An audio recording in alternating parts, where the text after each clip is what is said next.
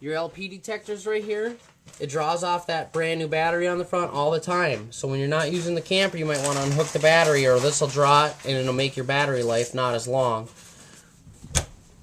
All the P-traps, which are underneath your sinks, have hand-tightened fittings. From driving it around every once in a while, you just want to give them a snug up, okay? It helps out a lot. If you notice a drip, you just kind of snug them. People that drive them around a lot, it just works them free a little bit. Your range top, you just turn the knob, light it with a match.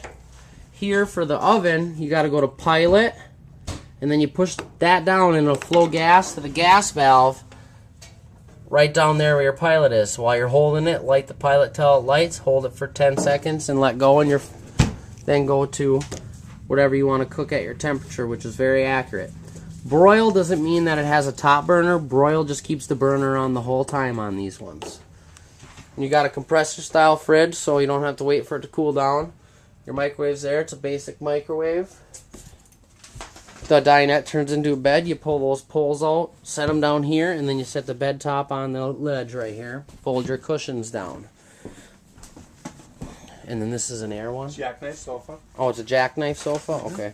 On the jackknife sofa here, you just pull up on the bottom here, and then the whole thing will come down.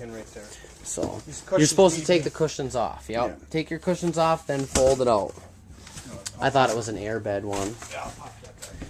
Your TV booster is right here. To watch the antenna, you got to turn the booster on so it powers up your booster. The one that says TV, that's going to be the antenna and the cable hookup that's outside. This top one is going to be just for the satellite receiver to hook to, because that one's hooked directly up to the other one where your satellite dish hooks up. And then you just got your basic room in the back here.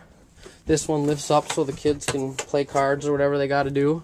We'll leave it down for travel though. Got brand new batteries in your smoke detector right here. And then in your bedroom you have a CO alarm, which is somewhere around here. Your slide switch for your bedroom's right here, right at your entrance door.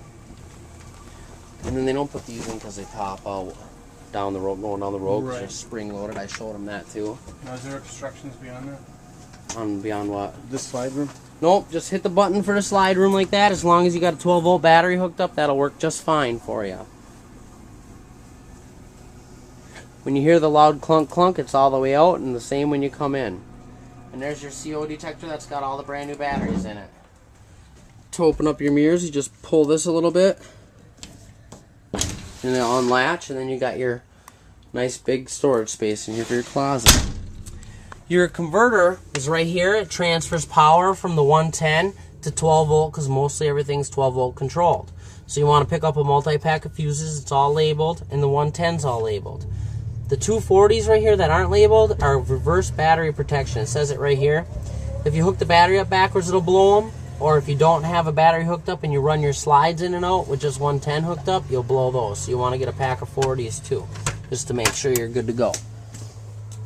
Let's see here. In your bathroom, you got a vent with a fan on it. You just flick the button.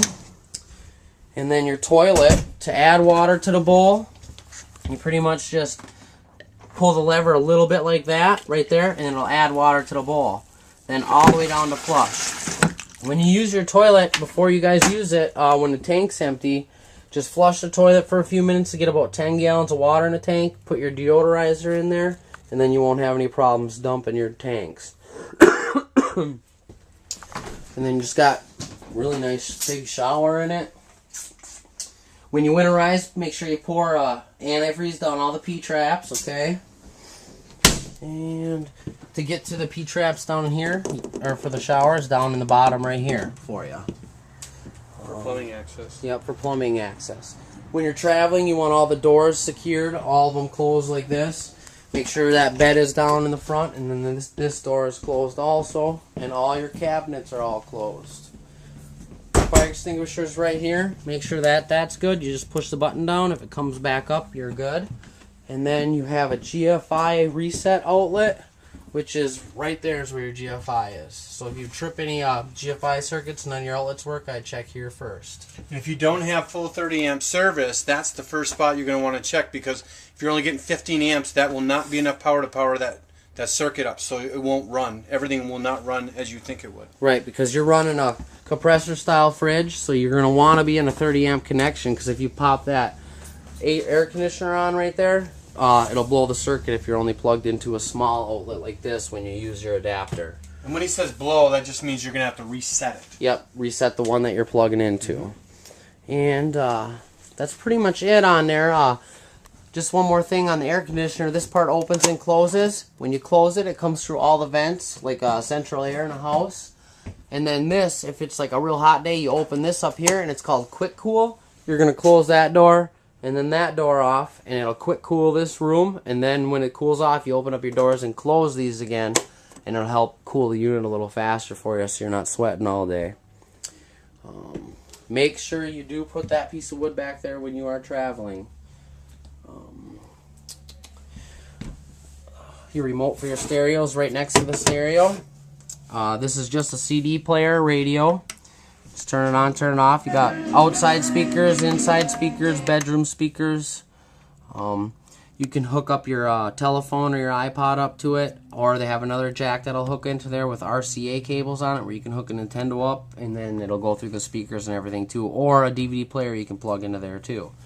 So that's pretty much about it for going through the camper. It was a quick one, so if you do have any questions, don't be afraid to call us here, and you can ask right for me, or anybody in the service department will help you out. They're very good with that.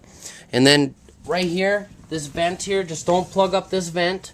That's your return air for your furnace. And don't put any like filters or anything in your ducting, because they have to all flow freely. If you put anything inside there, it'll limit your furnace, and it could be dangerous and cause a fire. Make sure you secure your fridge doors, just like these ones are. Probably the top one, you might want to use a piece of tape. But otherwise, that's it. You want to take over, Corey? You can, yeah, actually, okay, I just want to mention a couple things about the trailer. When you first start using it, you're going to notice sawdust and things like that are going to be falling. Now, when the coach eventually settles, that won't be a problem, but initially you're going to notice that. Also, this coach is under full warranty, so should you have any troubles, you want to call us first to let us know.